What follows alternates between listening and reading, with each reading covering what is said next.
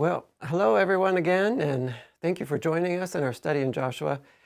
And in this part where we are tracking the Torah portions with the spiritual seasons of the year and making connections to both Joshua and Yeshua.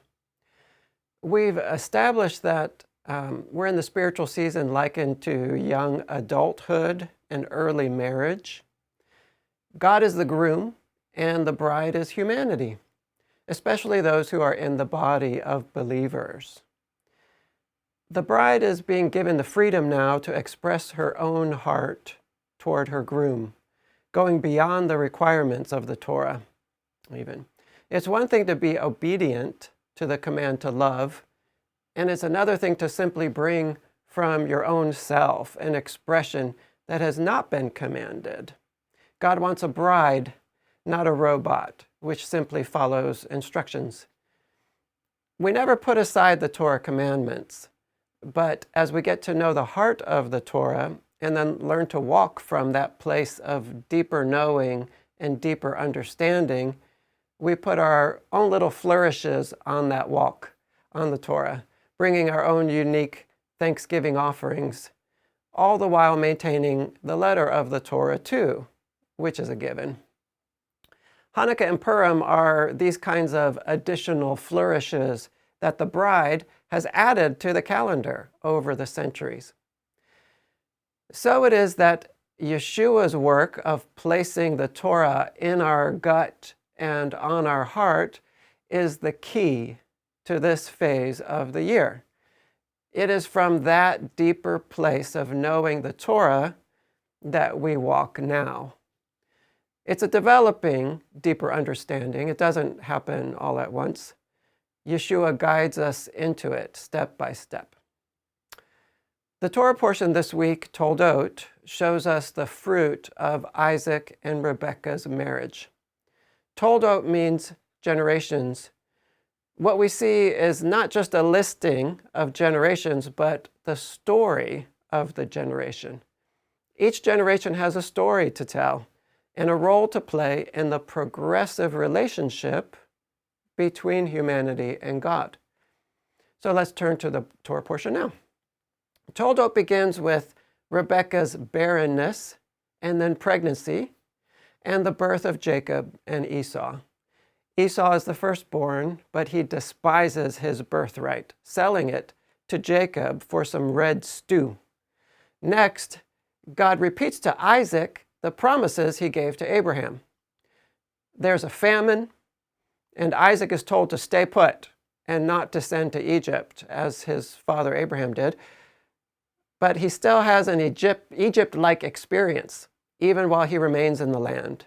So to start, he stumbles like his father Abraham did in Egypt, saying that Rebekah, is his sister. After that matter is cleared up, right? That's a misunderstanding with Avimelech. Isaac is greatly blessed and grows to the point that his neighbors, the Philistines, become uncomfortable with his size. Right? You're hearing echoes of Israel developing in Egypt to the point that Egypt is like, yeah, there are too many of them. The surrounding peoples not only get jealous, but there are increasing contentions between Isaac's people and the neighbors concerning such matters as wells and the digging of wells and the filling of wells. Isaac keeps moving until he finds a bit of rest. The story shifts then to Jacob.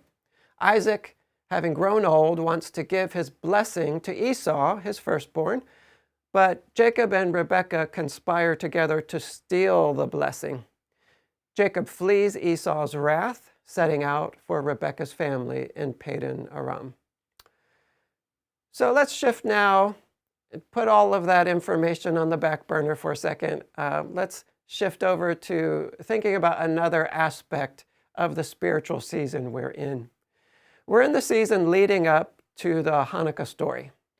The background of Hanukkah is the story of how a small ragtag group of religious Jews stood up to the mighty empire of Greece. Antiochus Epiphanes, who was the leader of that empire there, was trying to unify his empire with a common religion and culture. and the Jews were different.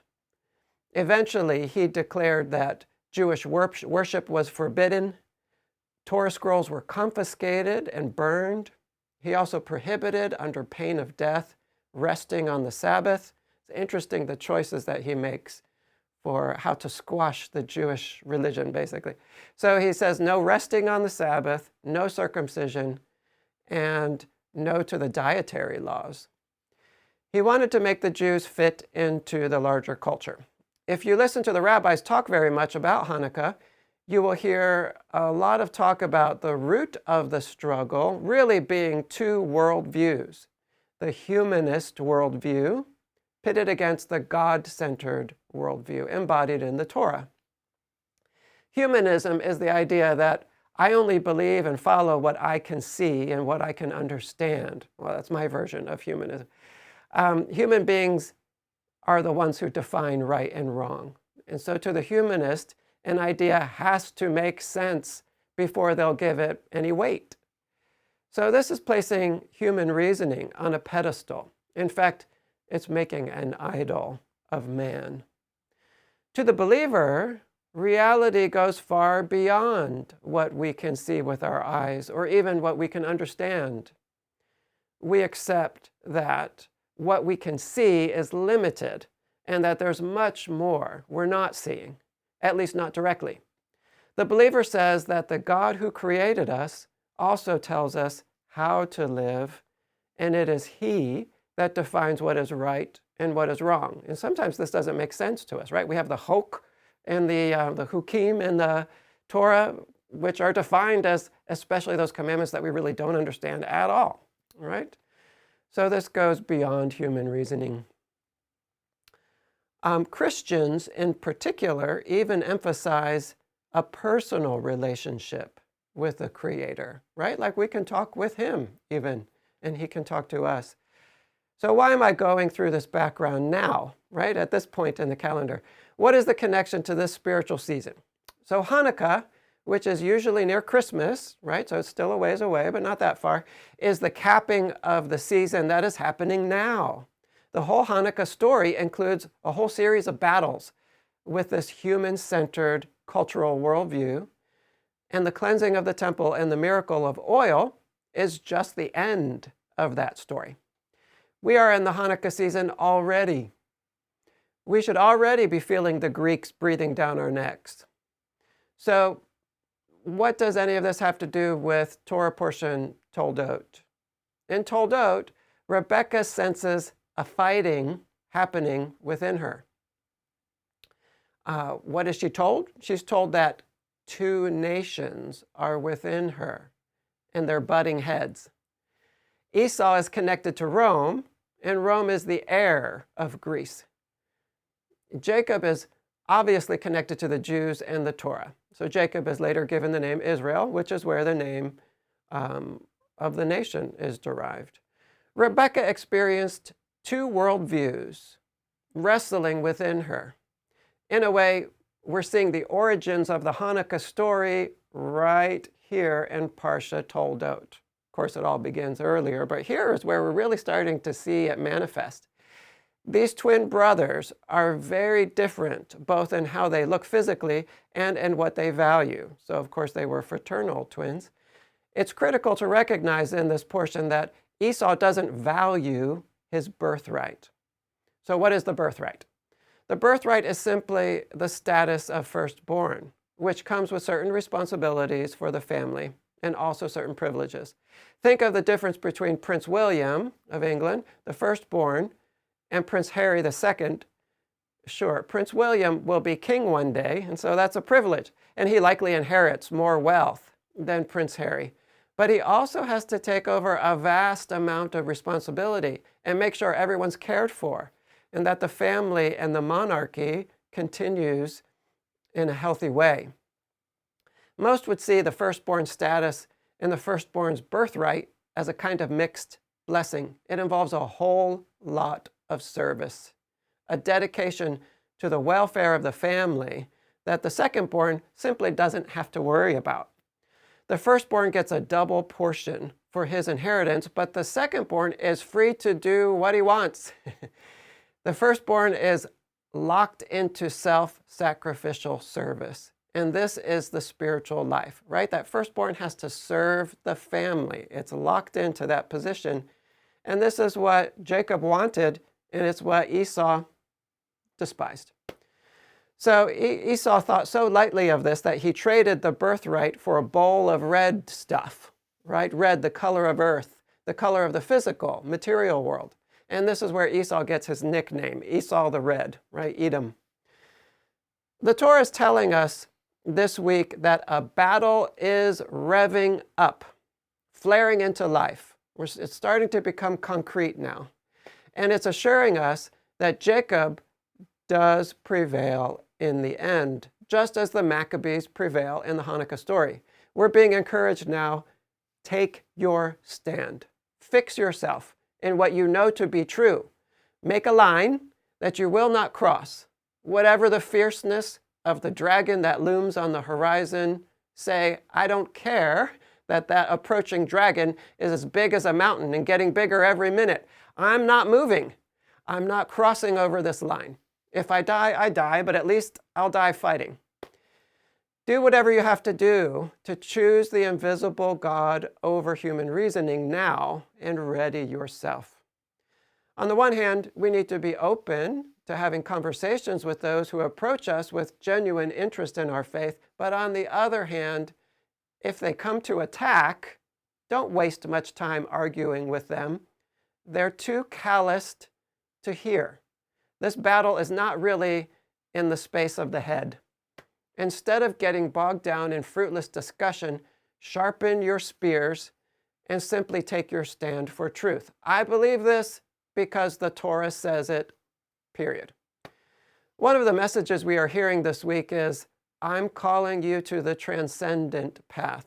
Even if others are ridiculing and sneering and saying what you're doing doesn't make sense, you answer back, Jacob defeated Esau, the Maccabees defeated Greece, and the Messiah and his Torah will defeat everything.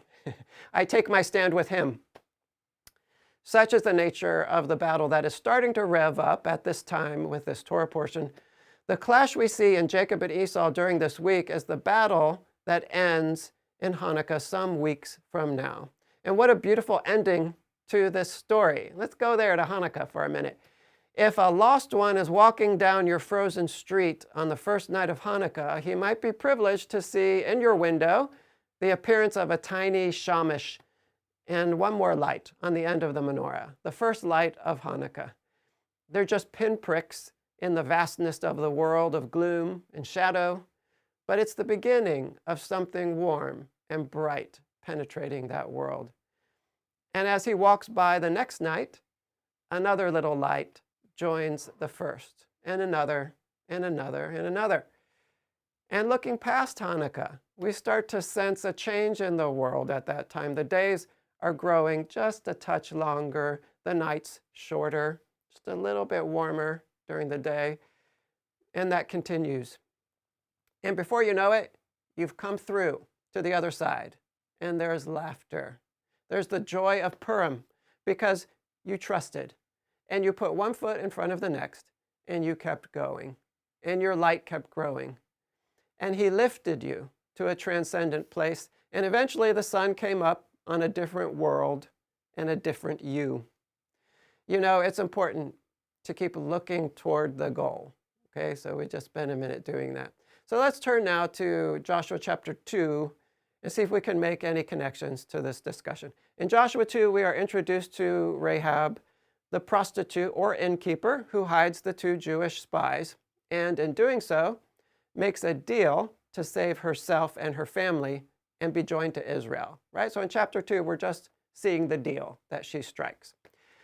We've seen before that there is some confusion about whether Rahab was a prostitute or an innkeeper, as these two are apparently the same word, and to her name, Rahab can mean either wide open or proud, which seem rather opposite to me. So that name Rahab, it has a couple of definitions. One is spacious or wide open, and another one is proud. Well, why do I think those seem like they're opposite? Someone who is wide open is able to listen to many perspectives, which requires a kind of humility. On the other hand, someone who is proud is not wide open, but closed, and can only hear their own voice echoing back to them from their sealed-in prison. I think Rahab started proud, but ended up wide open, open to truth. Maybe she even started as a prostitute and ended as an innkeeper, right? There's a reason why we're kind of confused about how we're supposed to think about Rahab. We are in a season of a kind of breaking and cleansing and moving on from one life to another. It is a time of excitement and great growth, but it's also a season of battle against that which doesn't belong in that new space. What Rahab teaches us is that as we are moving on and moving forward, on the one hand, we are being sensitive and discerning to set new boundaries for ourselves, but on the other hand, we need to also be open to what God might bring along that might look rough on the outside, but is actually broken and humble on the inside. Let God guide you into the work that will really produce fruit at this time, rather than wasting your time. Grant often quotes Watchman Nee as describing how it is a characteristic of youth to be running around, putting out fires everywhere, exhausting ourselves. On the other hand, it's a characteristic of maturity that we are discerning, knowing our own identity, knowing where our energies will be received well and where they won't be. This is a time to look at the heart of the thing in front of us. What we're looking for is a humble heart, a broken heart, a heart that is open to leading and teaching and guidance, a heart like Rahab's heart. We can waste our energies on that which is destined for destruction, like those sold out to Greek humanism. But among that rabble may be a valuable gem. Rahab may have had a prostitute's appearance and the baggage of a prostitute's life, but she was broken on the inside in the right way, the way that leads to truth and life. She was headed in the right direction. On the one hand, we apply her example to ourselves now, right? But on the other, we see ourselves as Israel rescuing Rahab from the destruction, reaching out to help someone in need. Sometimes we encounter people who we can immediately see have lived a rough life, or a couple that has clearly barely managed to keep it together in their marriage.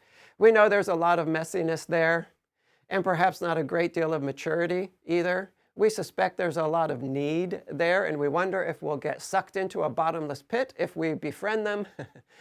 By all appearances, we see a muddy shell.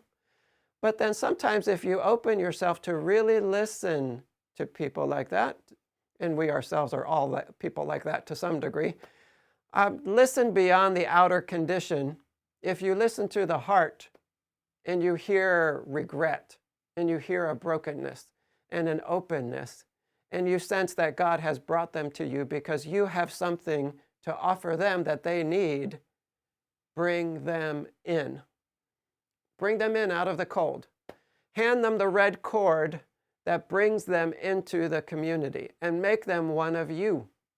And don't just hold your nose while you're doing it. Fully bring them in and just ignore the outside for a while. So I'm talking about a balance here. On the one hand, we have to know who we are and what kind of work is our kind of work. So we have to be discerning. On the other hand, if God brings someone to you and it's the right kind of person, you need to be open to taking that into your life and bringing that in.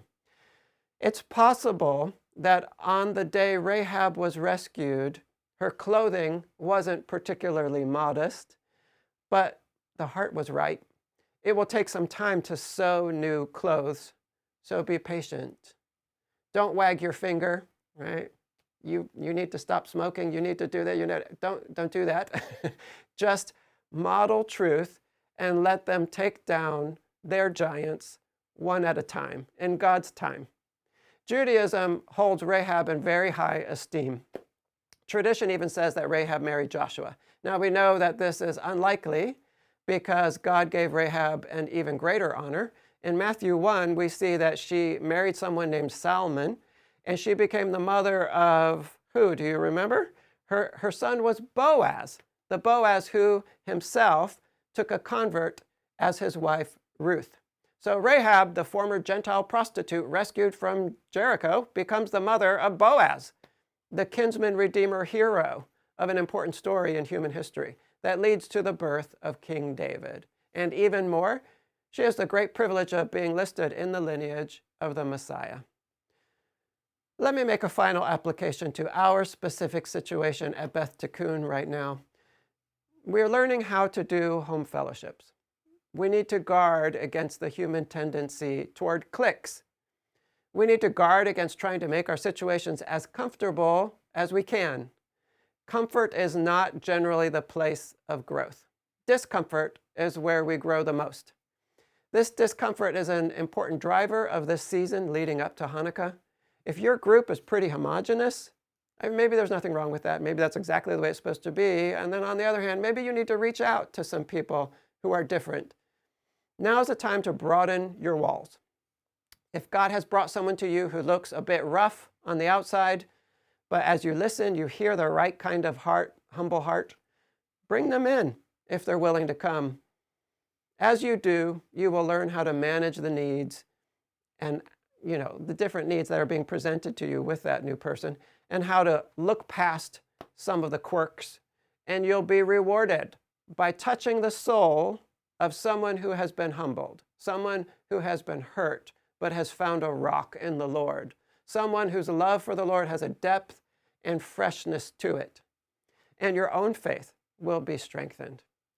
Finally, let's think about Yeshua here. In terms of the Hanukkah story, Yeshua was not involved with battling the Romans, but he certainly sparred with the Jewish leaders of the time who had become corrupted by the dominant world culture. He did not try to make friends with them, and he didn't spend a great deal of his time trying to reason with them. He didn't ignore them, but for the most part, he used his tongue as a sword against them. He saved most of his words he saved most of the words he had for them for speaking what he wanted to say, rather than addressing their questions designed to trap him, though he did quickly answer those questions, right? So he would answer their questions, but on the other hand, he didn't spend a lot of time with that. A lot of his time was, really letting them know what was going on in a pretty strong way. And in terms of the Rahab discussion, Yeshua was a friend to sinners. He said that he didn't come for the healthy, but the sick. He allowed a former prostitute to wipe his feet with her hair.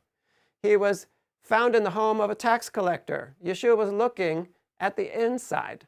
He saw that Zacchaeus was broken on the inside and ready to get the outside in line with the inside. And he didn't care who saw him with Zacchaeus, even staying in Zacchaeus' home. He ignored the muttering. And this simple gesture, I must stay at your house today, this gesture of acceptance and the knowledge that he had really been seen by someone, made an enormous difference in Zacchaeus' life, right? Someone saw me. Someone saw me as someone other than just a tax collector. Someone saw who I really am inside, right? And that really moved him. How long did it take for Yeshua? One day with Zacchaeus. So we'll end it there, and thank you for listening. May he bless you with much gratitude in your hearts in this time of Thanksgiving, and may he make us into the people he wants us to be. Shalom.